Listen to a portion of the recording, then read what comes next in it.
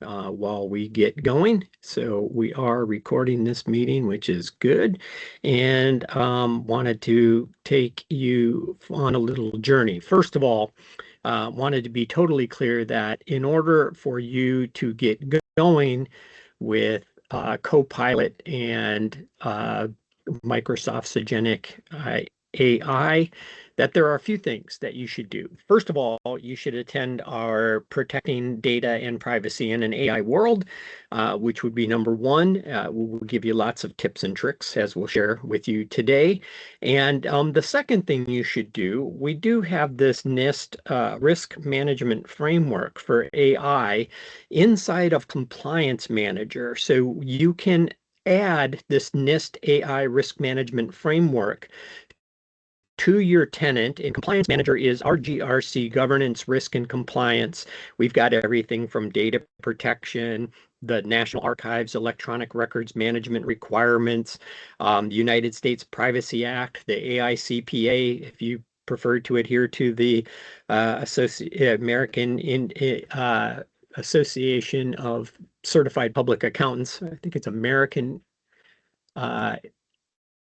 Anyway, it's the AICPA tenant in here. And this will give you a nice little gamification of compliance of GRC, governance, risk, and compliance. And it'll give you a nice little score. In this case, you can see I'm doing pretty poorly in this tenant. I only have 285 out of a potential 9,000 points. And then you might ask, how can I improve this score? And right over here, there are, and it looks like I'm doing the NIST risk management framework plus 3 others. You can filter on these. So if all you were really concerned about was the NIST risk management framework, you could have that selected here. And then you could also say, hey, I only want to see how we're doing in Teams and SharePoint, for example. So you can pick applications, and then you can do this by agency, business unit, department, etc. What's really cool here is then we give you these key improvement action items, and these are key because A, they give you the most points, B, you own them, C, they're usually easy to implement, requiring only a couple of clicks of the mouse, and D, they don't cause any end user disruption.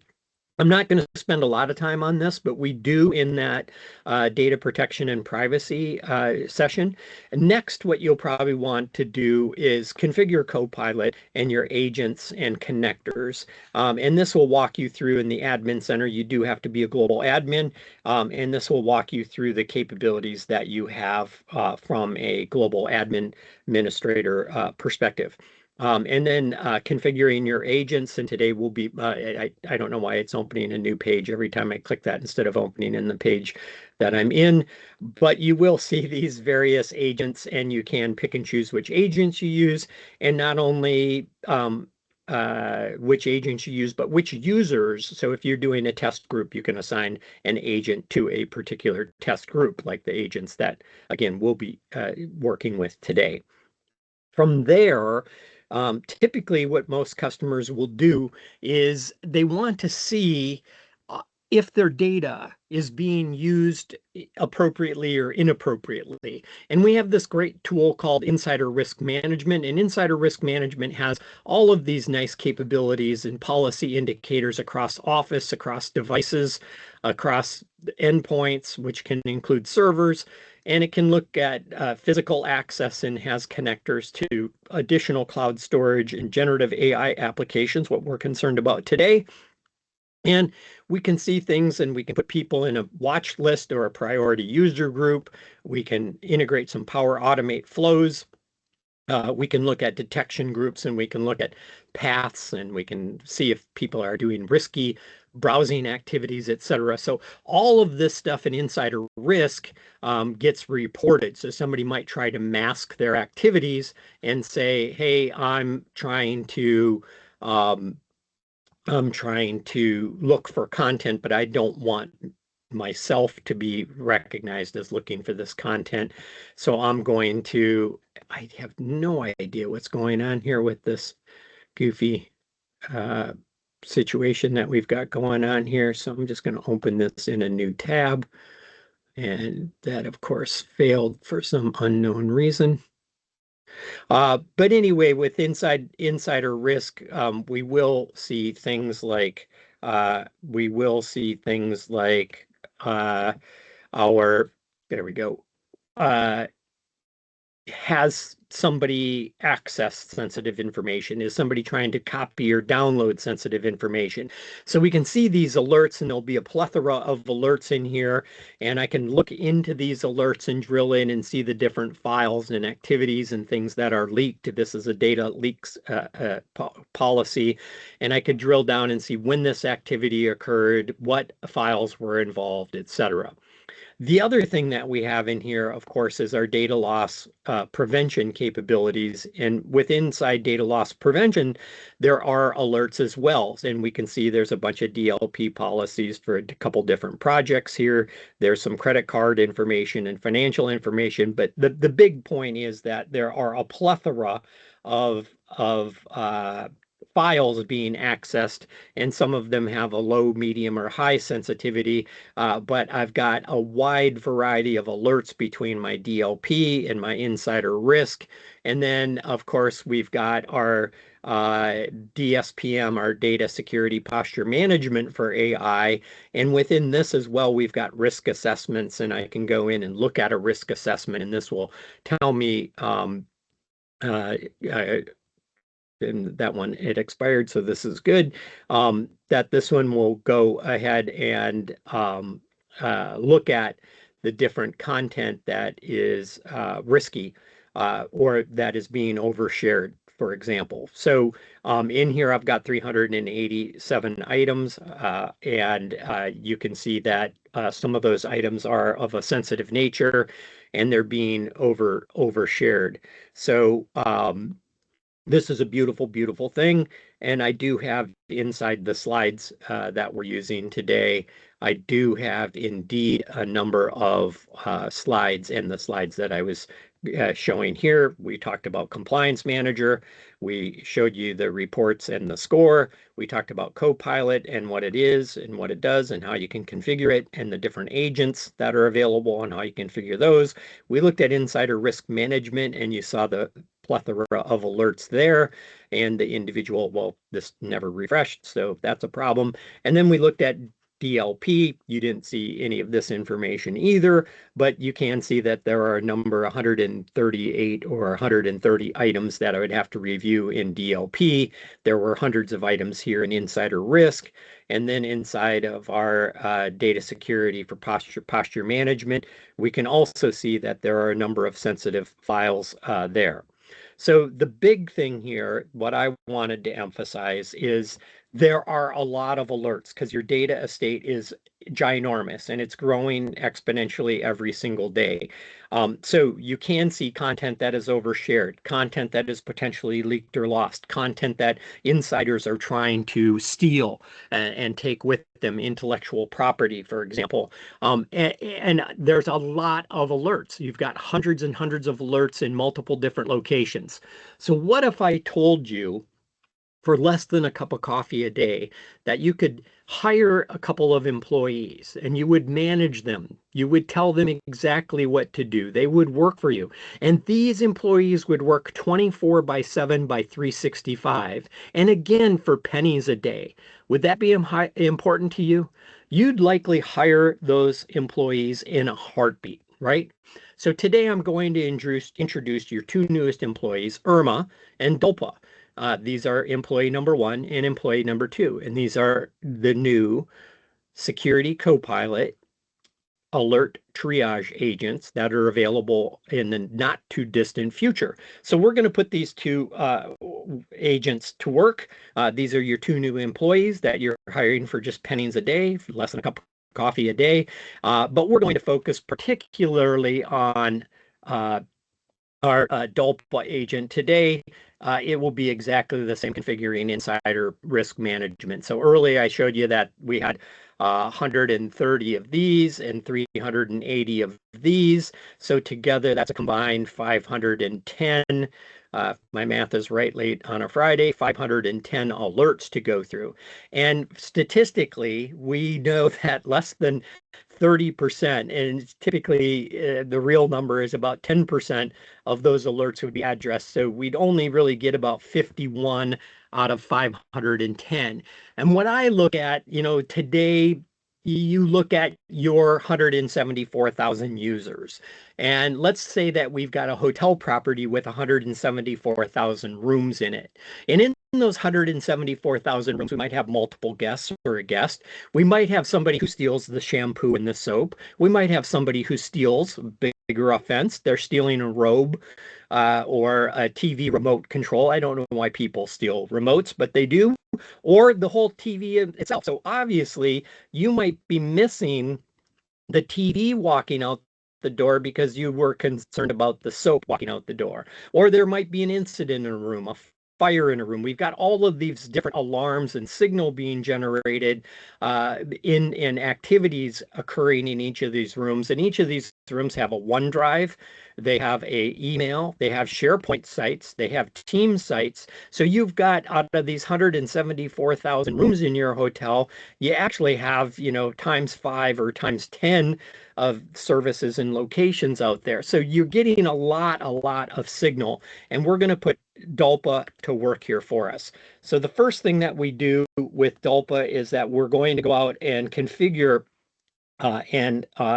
this employee, because when you hire an employee, you have to do things like get them a desk, get them a phone number, get them a computer, fill out their W-2 report, etc. So this is the agent's view, and you're seeing the two agents that I have active here, but now we're going to configure those employees or get them ready for payday.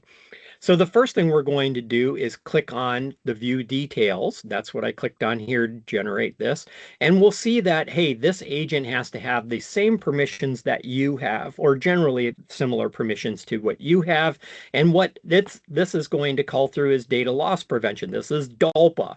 IRMa is going to focus on insider risk.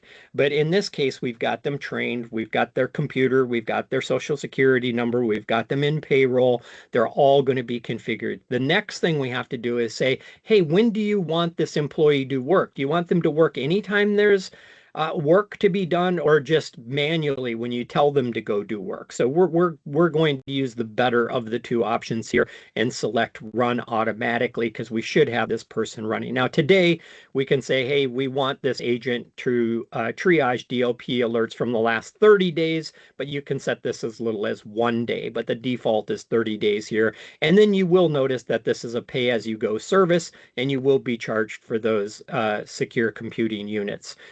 And again, less than a cup of coffee a day, so don't worry about that. And then lastly, we're going to get this summary that DLP analysts will customize the agents. You have to go in and customize these agents before they can work for you. So that's going to be our last step. So now we come to the data loss prevention page, which is in Purview, and sorry for the screenshot here, and you'll see that, hey, this agent is now available, and we're going to customize this agent. So we've got to tell IRMA exactly or DaLPa and IRMA, but in this case DaLPa, because we're in data loss prevention, we're going to tell DaLPa exactly what to do. So the first thing we're going to do is say, hey, we want to modify this. We're going to select an alert time frame. Again, we've got an opportunity to customize this, and then any custom instructions here. So this includes our DLP configuration, and the time frame is, again, the default 30 days. So you do see that there. And then this, what we're going to focus on. So our documents related to Project Obsidian, which is one of our DLP policies out there.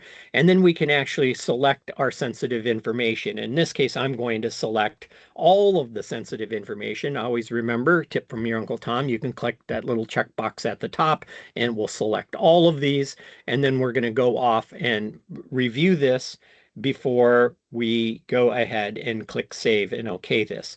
So we are looking at all Project Obsidian documents, and we're looking for ones that have used generative AI, that have Project Obsidian policy in it, supplier or financial information, etc. You get the drift here. So we save that off, and now when we come into DLP, under our alerts, we're going to see this new checkbox here, this new toggle And we're going to say, yes, we've got the alert triage agent. I just enabled DALPA. I just configured DALPA. I gave her our MBOs or CBIs. And now we're going to look at what alerts are out there. And across my corpus of content, I'm seeing 385 alerts. Again, at best, a good analyst is going to get to 38 of those, 10%. At exceptional performance with a team of people, they might get to 90 of these 385 alerts out there. But with DALPA, our wonderful employee, costing less than a cup of coffee a day, working 24/7, 365, we bazinga get this nice, neat little needs attention box. So when we click on needs attention, as it shows, we've gone down to 17 items. And we're going to focus today on the top one of these. So in here, when I click on this item, it tells us, hey, this alert requires attention. It involves 25 data items with 8 verified policy matches. So policy violations or matches. This data contains sensitive information. And down here, I'm seeing the sensitive information. If I scroll down here, sensitive information, exfiltration risk, and the policy risk here. And when this was generated, and again, we always get this, hey, check for accuracy. And again, if it is accurate, hit the thumbs up. If it's not accurate, hit the thumbs down. That helps us to better enhance the tool for your needs. This agent summary, again, tells me 25 files with 8 verified policy matches. And this includes some credit card risk, financial data, the locations involved, or SharePoint, for example. So it's giving us all the great details, much like a human would do, going through a human analyst would do, and they can render, or you can render, DALPA is rendering verdicts, taking care of contents and context into account. Checking further into this, we can view these details, and we get a nice little agent summary here. And this agent summary will tell us what this alert is. You can use this as a report to your management. So you can copy and paste this, kick this out, generate it as a summary, because again, managers typically like summaries. So I can click on this summary and get all the details that we just saw here. Or I can go into and look at the related assets involved. So this will show me, you were probably thinking, well, gee, Tom, you told me that there were 25 files and 18 of them had sensitivity labels. What are those files? And boom, I can see what they are, trainable classifier or sensitive information type that triggered them into this list of ours here. And then my nice little overview, I get additional facts related to this overview tab. Very important here. You'll see the user associated with these violations, the location, and again, the file itself. So you'll see all of this great information here with greater details surrounding what has occurred.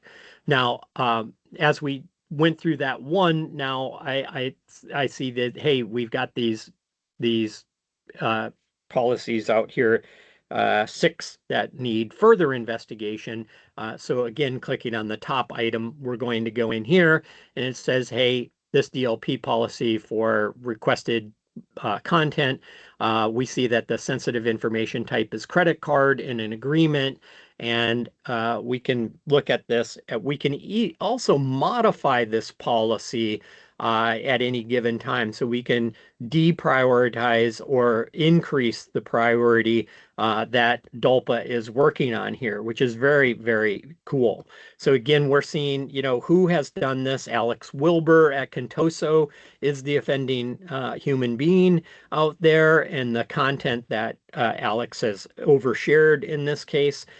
So we can see, hey, when we go and click on that change alert categorization, because Alex Wilbur can send credit card information outside of the organization. And that was the offense in this case, so that Alex was sending credit card or contract information outside of the organization. So I can add a property here and say, hey, first thing I'm going to do is deprioritize this or make this less urgent. As you can see, that's what I did. And the second thing I did, because Alex is sending information to Violet at Rela Cloud. So we want to say, hey, this is normal activity for Alex. Alex typically sends contract and agreement information. So we've changed this now and said, hey, Alex can send information regarding contracts and agreements out to Rela Cloud, to can't remember her name, Violet. Violet at Rela Cloud. And now you see that this needs attention is deprecated down to 5 because we changed that policy. We lowered the priority of it. So we've got fewer items now that need our attention. The really cool thing about this is that you can make these changes in real time, which is nice. And then the neat thing is that you can see, hey, we've got our 2 agents deployed, and then we do see this cost. I mentioned that it's less than a cup of coffee a day. We see how many units are being SCUs, those secure compute units are being utilized, and then we'll have a dollar amount attached to those, and if there are any errors. So how are these employees performing for us? So you do see this beautiful little performance tab here, and under this performance tab, you'll get an idea of how our agents are performing. So this goes into DaLPa and IRMa's performance reports. You will see exactly what's going on and over what period of time. So how many that needed attention, how many were less urgent, how many were uncategorized. And we might see, on a particular day, maybe every Friday, we see these uncategorized ones go up. And maybe there's some activity, reports being generated and shared or something. So we can look into that by seeing activities over time and how DaLPa and IRMa are performing for us. Again, now we've gone through here and we've looked at additional ones. So now we're down to only 4 items out of our 385 that need attention. We can look at these advanced detections. So I can focus on this agent. Today, we've really only focused on DaLPa, not IRMa. But again, I think what you'll find is, AI is very helpful, saves time. Compliance manager agents equals control. Your deployment acceleration guides and deployment guides help you to deploy. All of these great benefits come from, and most importantly, that I hopefully have shared with you, that IRMa and DaLPa agents are very effective. If you want to learn more, you can get more, and of course, by just going to AKA MS Purview Triage Agents. Thanks very much for your time today. Appreciate it tremendously.